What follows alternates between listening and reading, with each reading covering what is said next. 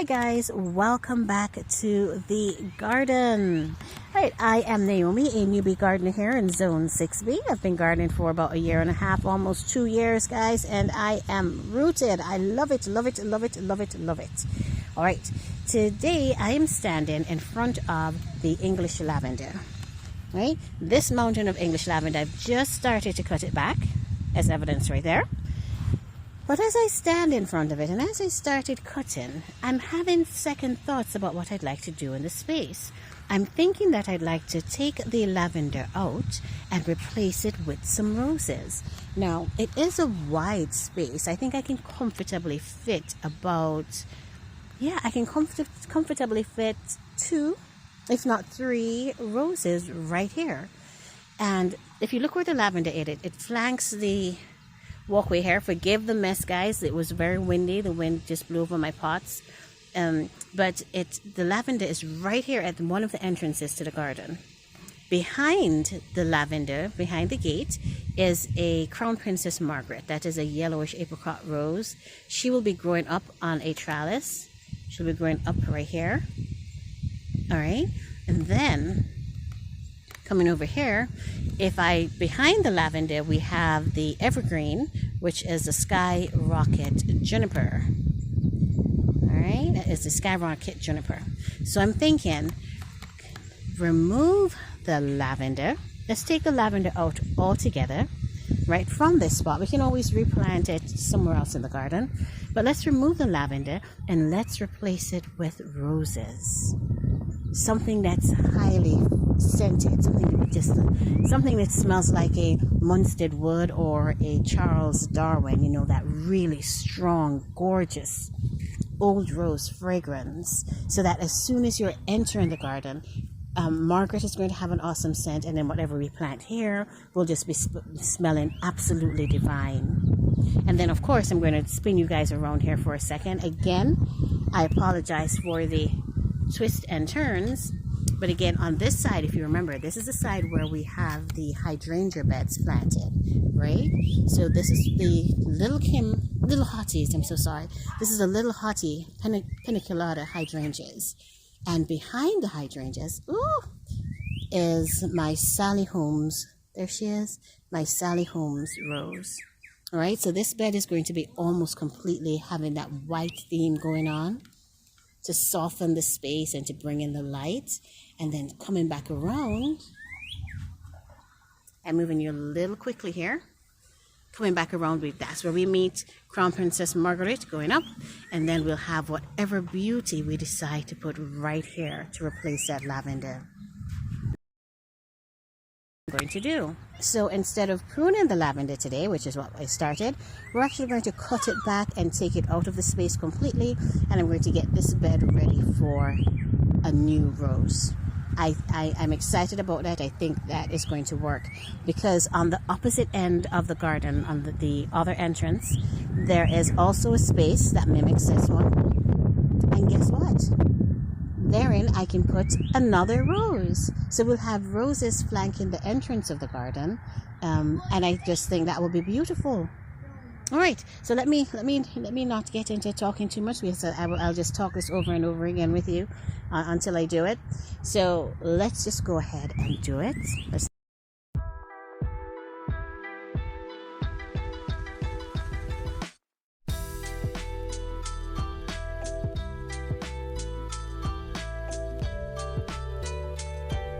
As always, guys, let me be quiet for a second so that you can hear the background. Do you hear all those beautiful birds? Those beautiful birds, they are chirping. They are just everywhere.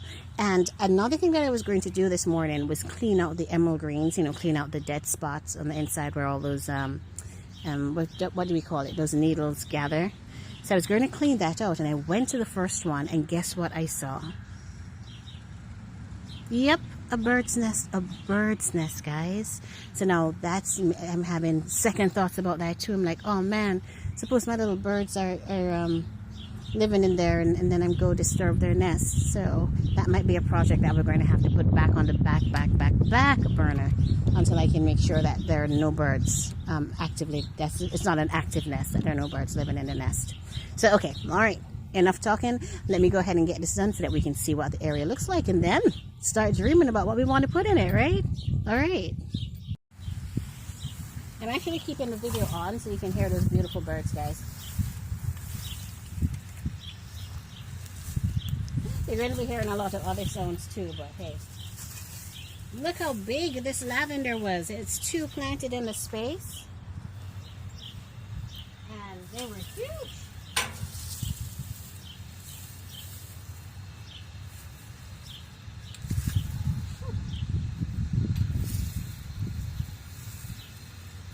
And it actually smells really good. Really, really good.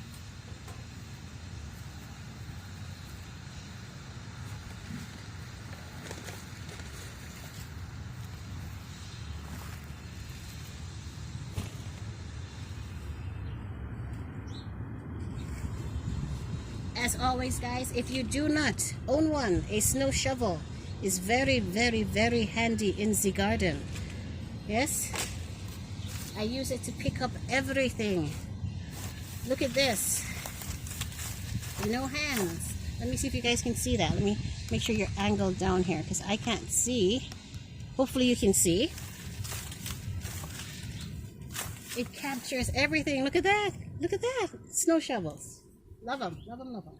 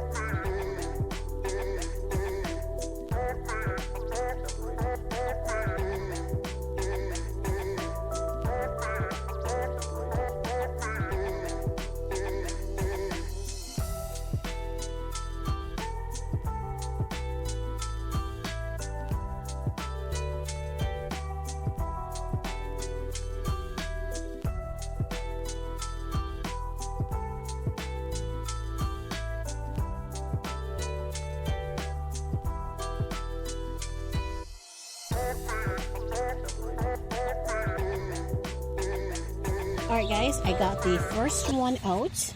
Let's go ahead and work on getting out number 2. Alright guys, plant number 2 has been removed. Alright, so now I am going to get them in the lawn bags, clean up the space so you guys can see what we're working with. And then from there we'll decide, hey, what rows do we need to put in this space? Alright.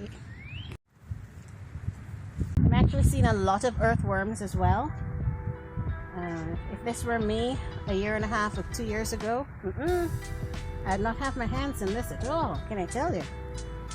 But I've learned to appreciate the benefits of them and to not be too grossed out or bothered by the fact that they are looking at me while I'm getting in the dirt.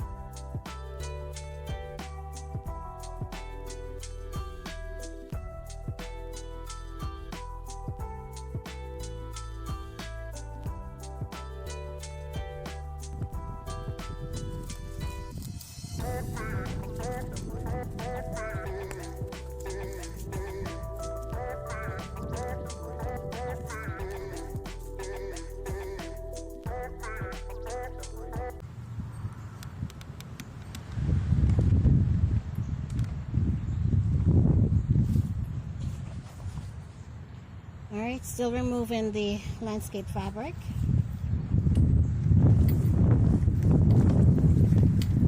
Trying to make make sure I've gotten all of it.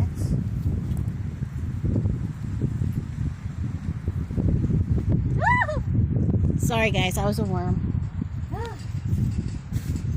See, I tell you now, I don't like them, okay? I do not like them. I tolerate them and I'm trying to get used to them. But when they surprise me in the soil, I do not appreciate them. All right. Sorry if I startled you guys. But that goes to show you, yeah? You can still garden even if you don't like the things in the garden. I just got to work around. That one was a big one though, and it was just sticking its head up at me. Ooh, okay, let's not talk about it. Let's just get done here. Which is why I use my tools more than anything else sometimes, because I do not like these little surprises. I do not appreciate them at all.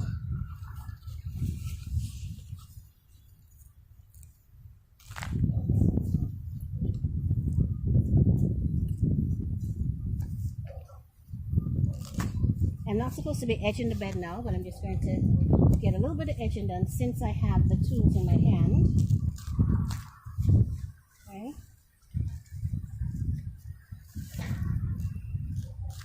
Only takes a second or two to do it.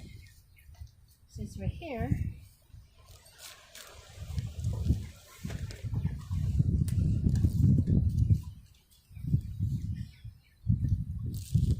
try not to go too deep because the soil is wet, and when the soil is wet you tend to get really bigger, deeper crevices than you really want. Oh my god guys, these worms are serious today. They are serious. They are making themselves known. They're saying hello to me every second. I mean, I appreciate the love, but seriously, it's a little too much love in there.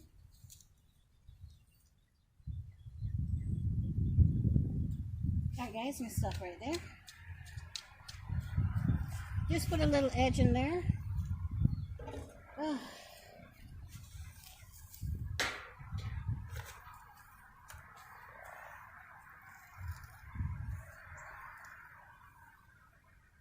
There they are again. More worms, people. More worms.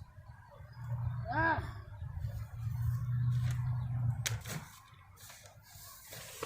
I have on my gloves and I still feel like I'm getting too close to them. It's too personal right now.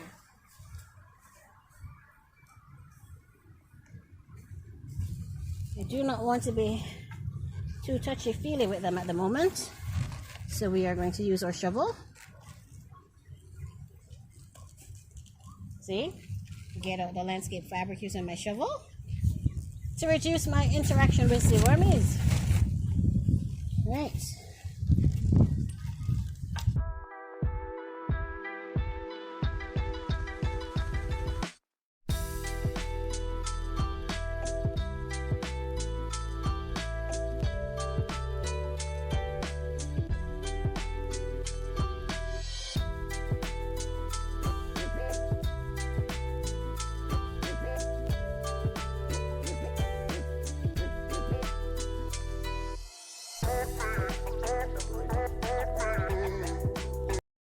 Am working with, well, what I've done so far.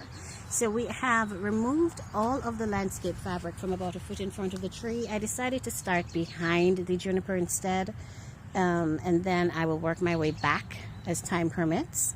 This is going to be the new bed for the roses. We just removed the lavenders from here. The awesome thing that I wanted to show you, let me get you in here close, is that the mulch that was on top was doing what the mulch is supposed to do, right? It was breaking down beautifully. Look at this. Beautifully. But because it was on top of the landscape fabric, it was not making it into the soil. And so this is what my soil looks like. And if only that mulch was breaking down and being added to the soil, it would have just looked so much better, I think, yeah? It would make the soil so much healthier, at least. All right. And secondly, you saw me edging here. I did go ahead and just edge the borders of this bed real quick. All right, so we have a clearly defined space. What I would like to do is add some of the pavers. Do you see those pavers that are edging this bed here on the right? I think I want to take those pavers in and just continue it on this bed. Yeah, it's not going to go all the way around because I'm not going to edge the entire bed wrapping around the yard. That would be quite a distance, but just to edge right here, because I want something to keep I need a clearly defined edge. All right, guys, here. And the first drop of rain just signaled to me that, hey Naomi, your time in the garden is up yet again. But look, we got something done. I am happy and I am satisfied. Do join us again, guys, in the next video where I'll be putting the edging around this bed. And of course, by then, I will be able to tell you what rose I've decided is going to take this spot. All right, you guys are, as always, awesome. Thank you so much for spending this time with me in the garden. Remember to hit that subscribe button and don't forget the notification bell so that you will be notified once I've got new videos uploaded. Again, thank you for watching, guys. You guys are awesome. Have a great day. Bye.